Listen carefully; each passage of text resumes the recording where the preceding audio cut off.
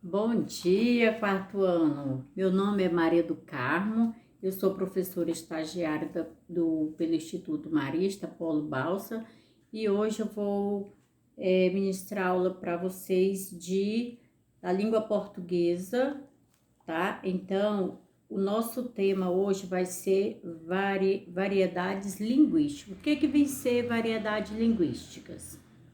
Variedade linguística é que são as maneiras, os modos como as pessoas falam. Nosso Brasil é muito, é muito grande e cada estado tem uma maneira de falar, tem uma maneira dele se pronunciar de uma forma que é diferente de muitas outras cidades. O estado tipo Bahia já tem um sotaque, o Rio de Janeiro, São Paulo, o Nordeste, Rio Grande do Sul. Então, cada estado tem uma maneira de falar. Por isso que há variedades linguísticas. E dentro dessas variedades linguísticas entra o processo de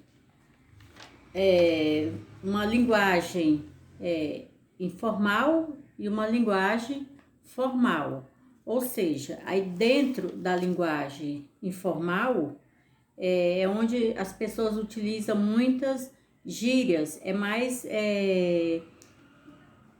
tipo de estado, entendeu? Como a maneira deles falarem, tá? Vou pedir para vocês que abram um livro de português na página 61, tá? Onde tem umas expressões de gírias, né? Pelo trabalho, que são essa página aqui, ó, tá vendo? Página 63, tá? Onde diz o seguinte: observe as gírias usadas por pessoas de alguns grupos. Os sufistas, eles usam bastante gírias. Arrebentar. Arrebentar para eles quer dizer se dar bem, né? No jogo dele. Caldo, quando eles falam que tem um caldo, deu caldo, porque um tombo que o surfista levou, tá? Outro que é jogador de futebol. Bicicleta, é quando ele dá um chute, a maneira deles falar, dá um chute tipo cambalhota, por isso que eles falam o chute aéreo, né? E bicuda, quando fulano deu uma bicuda, porque o chute foi tão forte, né, pelo bico do pé da chuteira.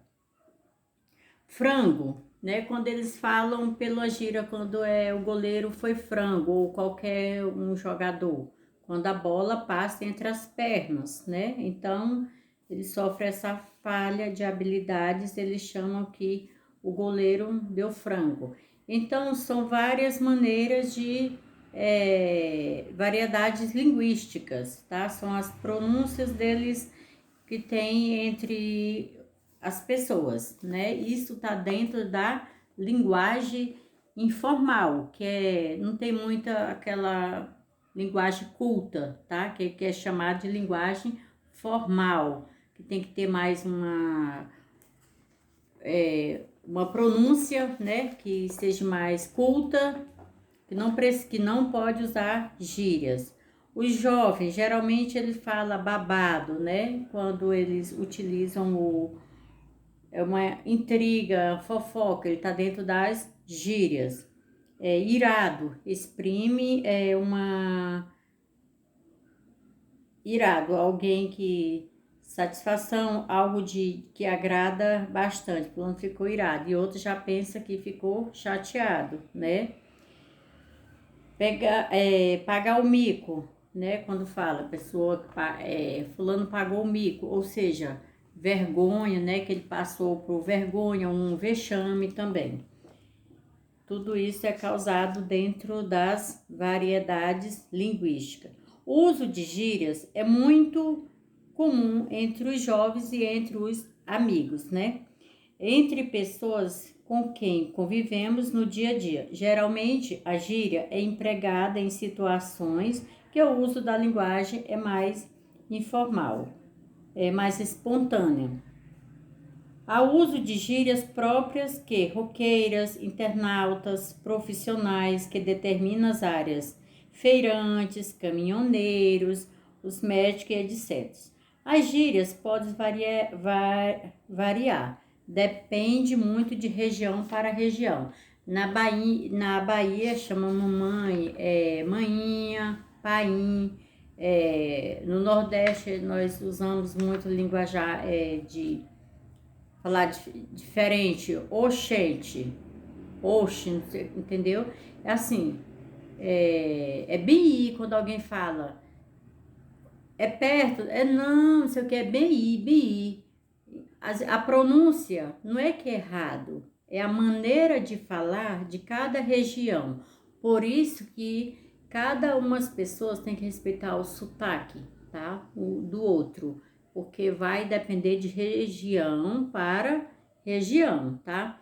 Tem uma tirinha que fala aqui de uma historinha de quadrinho do personagem Cebolinha e a Mônica, que eu vou ler para vocês. Na página 63 do livro, vocês podem acompanhar. Aí o Cebolinha chegou comentou, ele pensou assim que ia fazer uma gíria engraçada com a Mônica. Ele falou o seguinte: vou falar em gíria com a Mônica. Ela não vai entender nada. Aí diz aí, mina, tá com alguma quizumba na cuca? Foi o Cebolinha que falou. Diz aí, mina, tá com alguma quizumba na cabeça? Aí a Mônica virou para eles e disse o seguinte: qual é, minão?